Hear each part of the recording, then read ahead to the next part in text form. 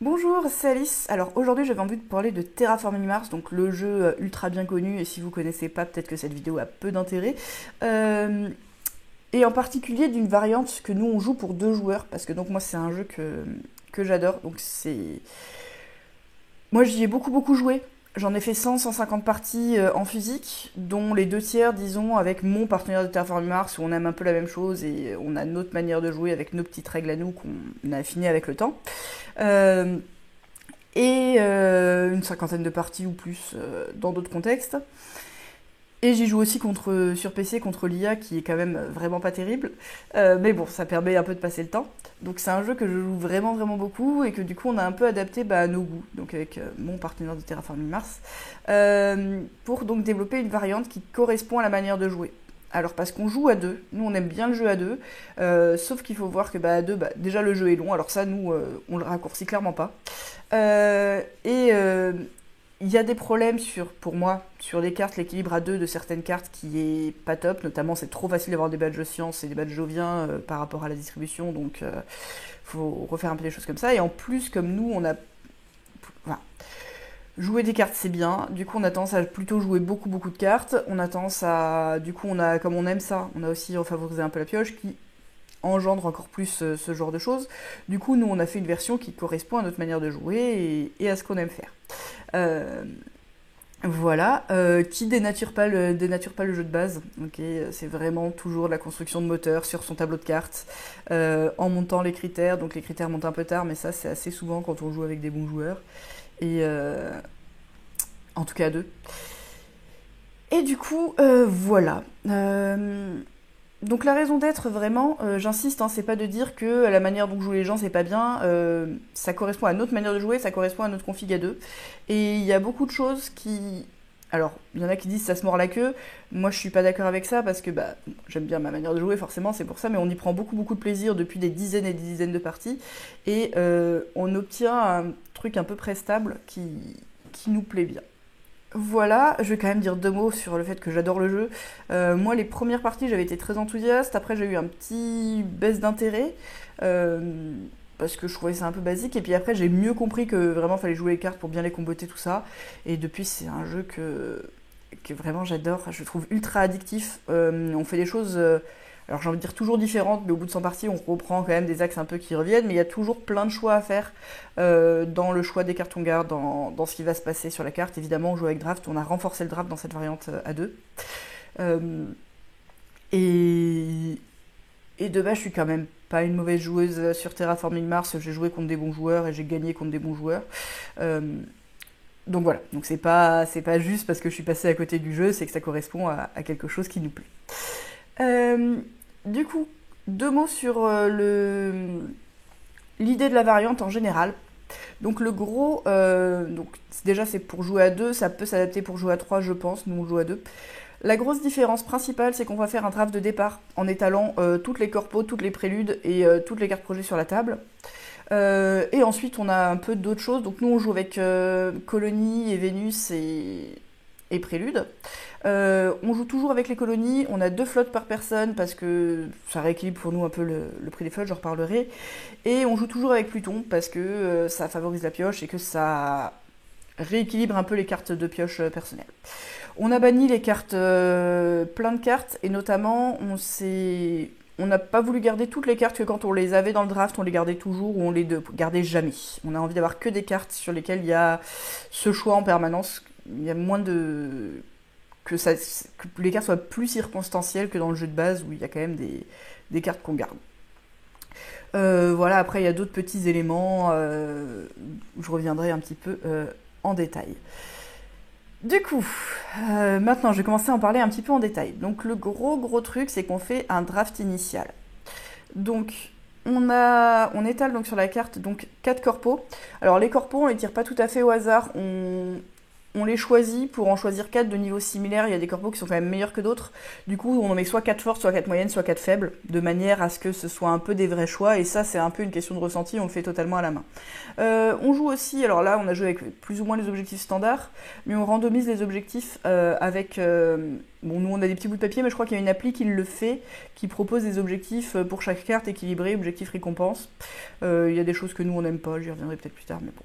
Voilà, donc ça c'est tout à fait changeable et on joue aussi avec Hélion et... Hélion, non pas Hélion, Elysium et... Bon, le lot de plateau. Tout ça, ça peut se jouer sur... Là-dessus, on accepte tout. Du coup, je reprends sur le draft. Donc on étale 4 corpos, on étale 6 préludes, et si jamais il y a des préludes ou des corpos qui permettent de piocher des cartes, on les attache tout de suite pour savoir qu'est-ce qu'on va piocher quand on fait ça. Voilà. Et on étale donc les 20 cartes projets qu'on est censé drafter. Là, on va faire une enchère pour savoir qui est le premier joueur. Donc l'enchère, comment ça va se passer? Il y a quelqu'un qui commence, qui dit une valeur, par exemple 4, l'autre dit 5, l'autre peut remonter à 6, l'autre peut dire 7, peut s'arrêter. S'il s'arrête, l'autre a dit 6, ça veut dire que celui qui passe premier joueur, il se passe rien de spécial pour lui, et celui qui n'est pas premier joueur commence avec 6 sous de plus. Donc ça booste un peu le début de partie aussi. Ça booste pas mal le début de partie, hein, globalement, ça c'est des jeux beaucoup plus cohérents. Ensuite, en commençant par celui qui a obtenu le premier joueur, il va choisir une carte. Il peut choisir n'importe quel type de carte, soit une carte projet, soit une carte prélude, soit une corporation.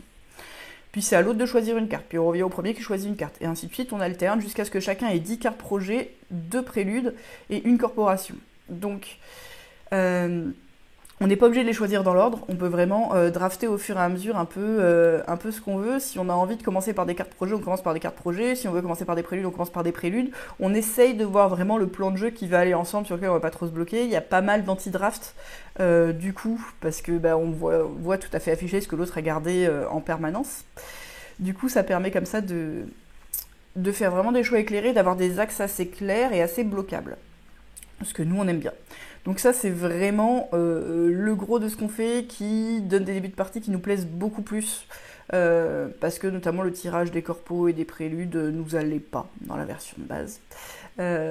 Et du coup, les premiers tours vont assez vite parce qu'on a notre plan de jeu assez en tête. Par contre, le draft initial prend un peu de temps. Voilà, donc ça c'était le draft donc, initial. Une fois qu'on a récupéré donc, notre corpo, nos préludes et nos 10 cartes, évidemment, là on reprend nos cartes en main. Donc les cartes de pioche qui auraient été obtenues plus tard, on les met de côté parce que celles-ci on va les garder quoi qu'il arrive. Les autres 10 cartes qu'on a, on les prend en main et on choisit lesquelles on achète et lesquelles on défausse. Hop. On joue donc toujours avec colonie, nous. On aime bien le module, même si ça fait que l'électricité est forte, et notamment dans le draft de départ, les gros préludes à l'électricité partent assez souvent assez vite. On a fait quelques modifications de règles. Alors, la première, c'est qu'on a tous 2 flottes en début de partie, donc c'est beaucoup, normalement on démarque avec une. On trouvait les cartes qui donnaient une flotte supplémentaire vraiment trop forte à 2, et on les aimait bien quand même, du coup on les a laissés, ou on en a laissé au moins une, mais on part avec 2 flottes, ça permet beaucoup plus de flexibilité, de renforcer un peu les colonies, et voilà, ça nous plaît bien, mais du coup on joue beaucoup colonies. Voilà. Autre modification de règles, c'est... Donc souvent on paye à l'électricité, et souvent on se débrouille pour l'électricité, et du coup on a renforcé un peu l'alternative qui est de payer donc soit 9 sous, soit 9 titanes. Nous, on l'a changé en disant qu'on paye une valeur de 9 en titane, sous et acier mélangés. Donc on a un peu plus de flexibilité pour payer le voyage sur les colonies. Voilà, donc ça fait partie des modifs un peu les plus récentes qui ne changent pas grand-chose. Toujours pareil sur les modifications, donc j'en ai un petit peu parlé. Sur les objectifs, alors là ça va pas trop être vu, mais nous on les change avec des petits morceaux de papier qui disent un peu ce qu'on a, donc ils sont recto verso, qui vont soit en objectif, soit en récompense, et on se met d'accord un peu pour ce qu'on veut comme récompense. Je sais qu'il y a des modules sur internet qui existent où on peut tirer au hasard des objectifs et des récompenses pour changer, pas être limité à ceux de notre plateau, qui ont l'air assez bien faits. Nous, il y a des choses qu'on enlève un peu systématiquement. Donc, on enlève le planificateur parce qu'avoir beaucoup de cartes au début, c'est pas forcément très pertinent comme objectif à 2 joueurs, je trouve. Il y a un côté un peu très hasardeux de qui va avoir ses 16 cartes en premier. Et en soi, c'est un but de piocher. Donc, on n'aime pas trop.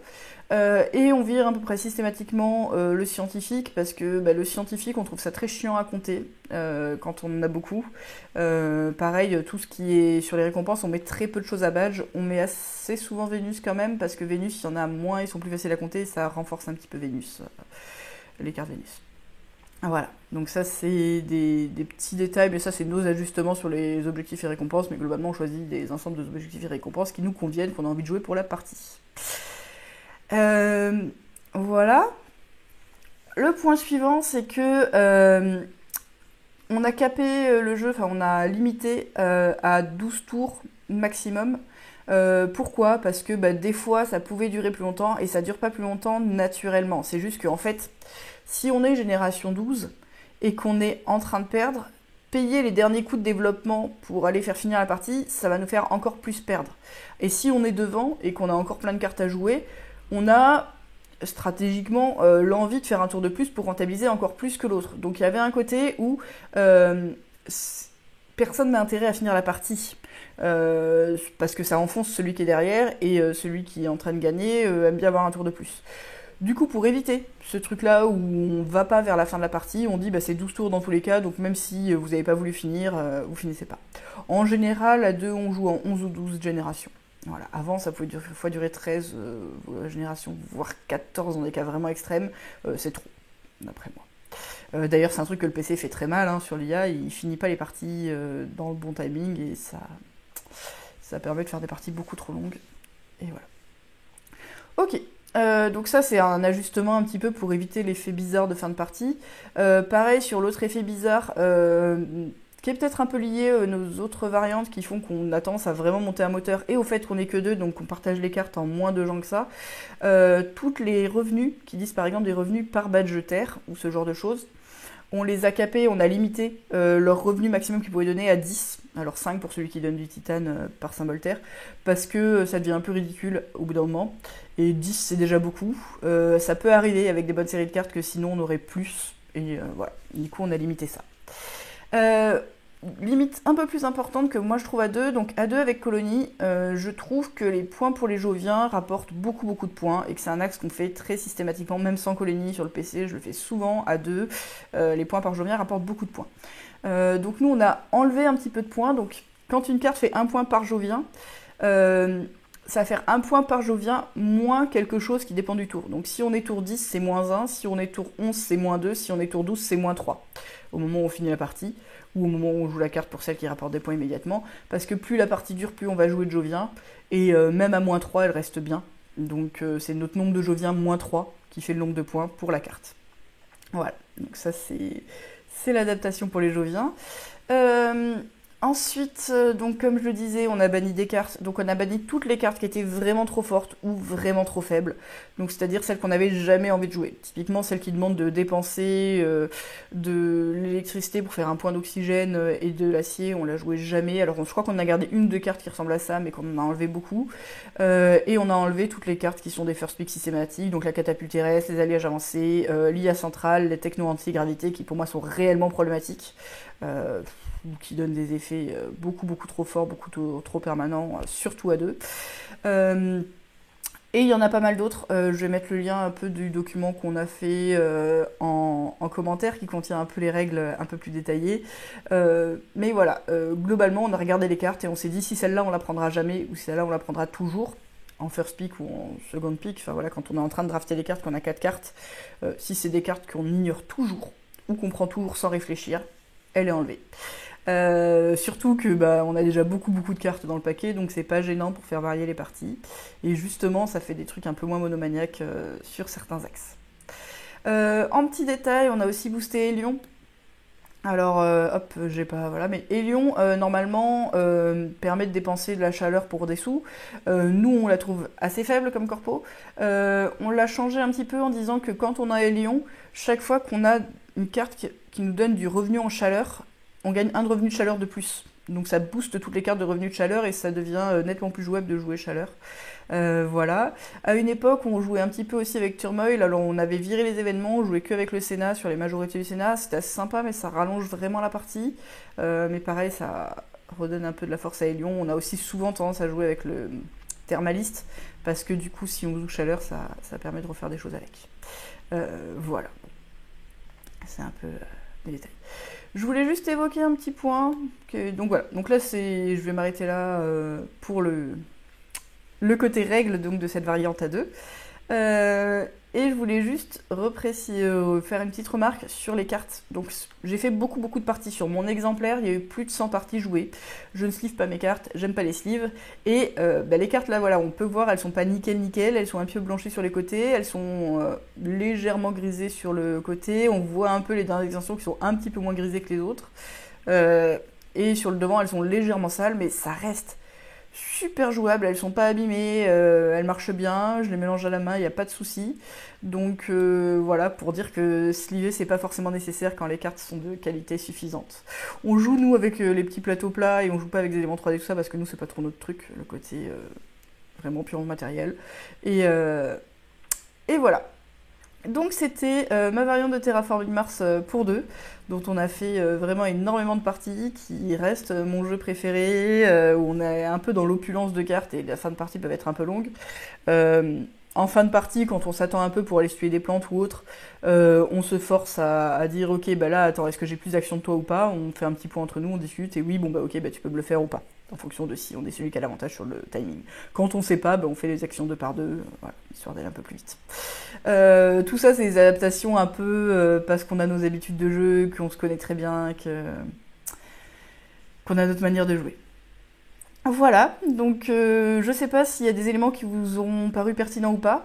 Vraiment, moi je vous encourage à tester si vous aimez les configs à 2-3, le draft initial avec les corpos et les préludes visibles, si vous aimez ce côté construction, draft, anti-draft en début de partie.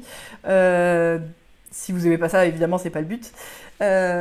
Et ensuite sur le reste de nos adaptations, bah, ça reste que des idées lancées en l'air pour ceux que ça intéresserait. Voilà, du coup maintenant j'ai envie d'y jouer et je suis un peu frustrée parce que je vais pas y jouer avant au moins plusieurs jours je pense. Et ça faisait très longtemps que j'y ai pas joué dernièrement.